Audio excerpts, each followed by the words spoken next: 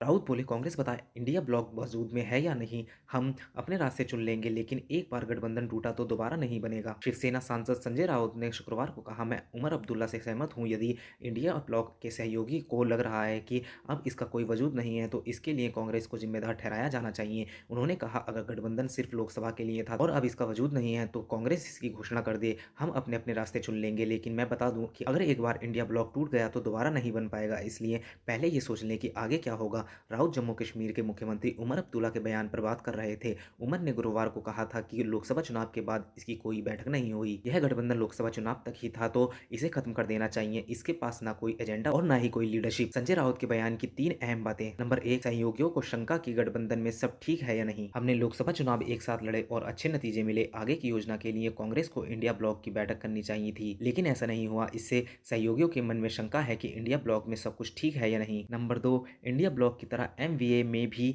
कोई तालमेल नहीं। हमें पिछली गलतियों को सुधारने की जरूरत है। पिछले महाराष्ट्र चुनाव में कांग्रेस स्टेट यूनिट सीटों के लिए सौदेबाजी कर रही थी, तब भी कांग्रेस आला कमान ने दखल नहीं दिया। कई विधानसभा सीटें ऐसे थे जहां एनसीपी, एसपी और शिवसेना यूबीटी के पास अच्छे उम्मीदवार थे, लेकिन कांग्रेस ने उन पर दावा नहीं छोड़ा। इंडिया गठबंधन की तरह महाराष्ट्र में भी एमवीए के बीच कोई तालमेल नहीं था। नंबर 3, दिल्ली चुनाव में कांग्रेस भाजपा नहीं आप जीतेगी। मैं आम आदमी पार्टी के राष्ट्रीय संयोजक अरविंद केजरीवाल को राष्ट्र विरोधी कहने वाले कांग्रेस नेताओं से सहमत नहीं हूँ। दिल्ली में चुनाव में कांग्रेस या भाजपा नहीं बल्कि आप जीतेगी। गठबंधन के दोनों दल अलग अलग दिल्ली चुनाव लड़ रहे हैं। अच्छा होता कि दोनों एक साथ होते। इंडिया ब्लॉक पर किसने क्या कहा। 9 जनवरी जम्मू कश्मीर के मुख्यमंत्री उमर अब्दुल्ला ने कहा, लोकसभा चुनाव के बाद इसकी कोई बैठक नहीं हुई है। यह गठबंधन लोकसभा चुनाव तक ही था तो इसे खत्म कर देना चाहिए। इसके पास ना कोई एजेंडा और ना ही कोई लीडरशिप। 9 जनवरी उमर के बयान के कुछ देर बाद उनके पिता और नेशनल कॉन्फ्रेंस के मुखिया फारूक अब्दुल्ला ने कहा, इंडिया गठबंधन स्थायी है। यह हर दिन और हर पल के लिए है। हम भाजपा के साथ नहीं हैं और ना ही हमारा उनसे कोई संबंध है। 8 जनवरी तेजस्वी यादव कार्यकर्ता संवाद यात्रा पर बक्सर पहुंचे थे।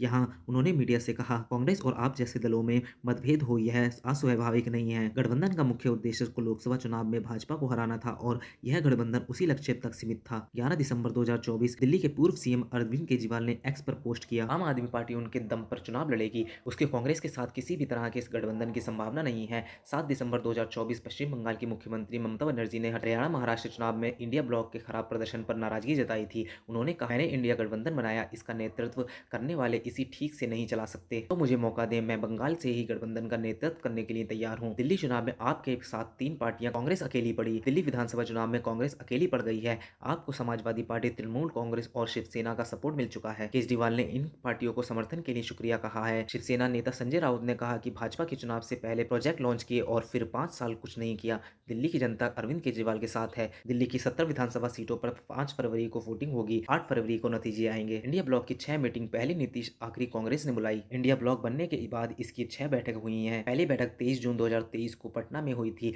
इसे नीतीश कुमार ने बुलाया था। बाद में नीतीश इंडिया ब्लॉक छोड़कर एनडीए में शामिल हो गए थे। आखिरी बैठक 1 जून 2024 को हुई थी। इसमें मल्लिकार्जुन खड़गे ने 295 सीटें जीतने का दावा किया था। तो दोस्तों, आज की वीडियो में बस इतना ही। उम्मीद करता हूँ आपको ये वीडियो पसंद आई होगी। अगर आपको ये वीडियो पसंद आई हो तो लाइक और शेयर करें हमारी वीडियो को, और ऐसे ही अपडेटेड न्यूज़ देखने के लिए सब्सक्राइब करें हमारे चैनल को। धन्यवाद।